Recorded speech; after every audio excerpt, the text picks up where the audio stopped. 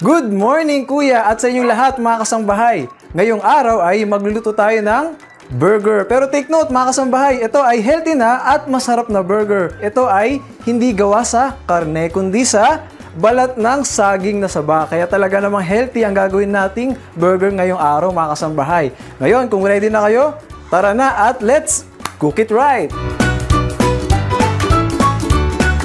Dito sa ating ingredients, syempre ang una natin kukunin ay ang balat ng saging na saba, ang all-purpose flour or cornstarch.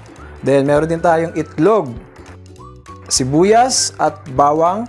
Then para sa ating pampalasa, meron tayong toyo, suka at pepper. And mga kasambahay, sa ating unang gagawin ay maggagayat muna tayo ng balat ng saging na saba. So palitin natin siya sa mas maliit na parts, mas finer, depende sa inyong taste.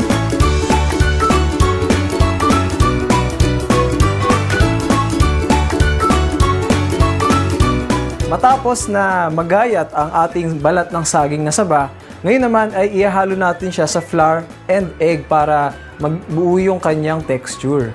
So simulan na natin mga kasambahay. So ayan, ito nyo naman yung type ng hiwa na ginawa natin, no?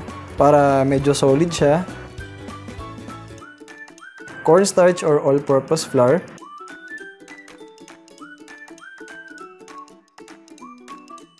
Tapos, syempre para talagang kumapit yung flour and yung ating balat ng saging na saba, haluan na natin siya ng itlog.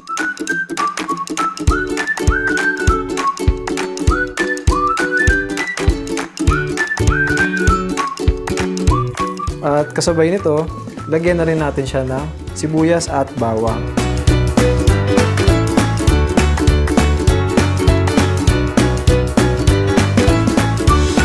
Yan ang ating spices, paminta.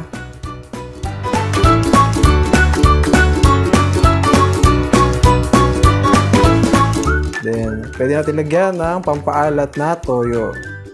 Yan. Tansyahin lang natin, mga 1 teaspoon muna. At konting suka din, 1 teaspoon din muna.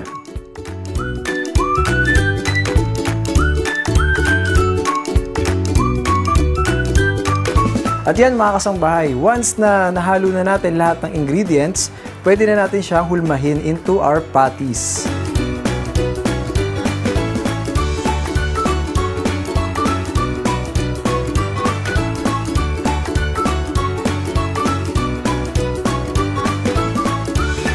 Lagyan natin ngayon ng ating mantika na baga level siya dun sa size ng ating patty. At yan mga kasambahay, na once na mainit na yung ating mantika, pwede na natin simulan ang ating pagprito ng balat ng saging na saba patties. Yan, simulan na natin mga kasambahay.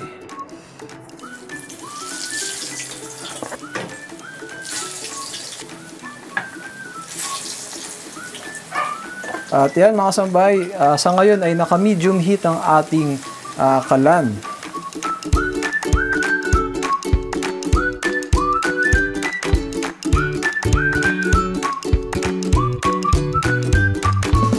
Yan mga kasambahay, after 10 minutes of cooking, pwede na natin kunin ang ating patties. Kita nyo naman no, yung texture niya.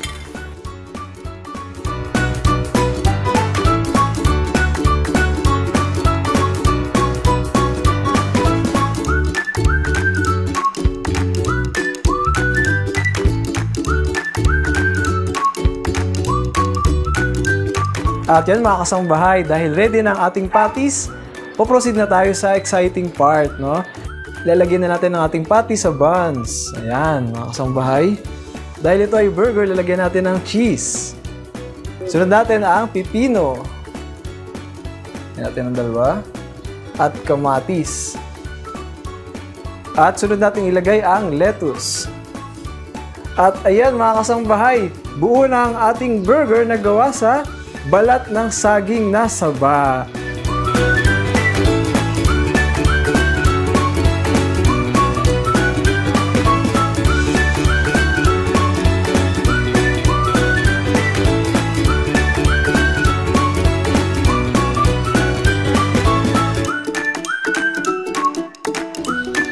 At ready na ang ating almusal, mga kasangbahay! 1, 2, 3, good morning!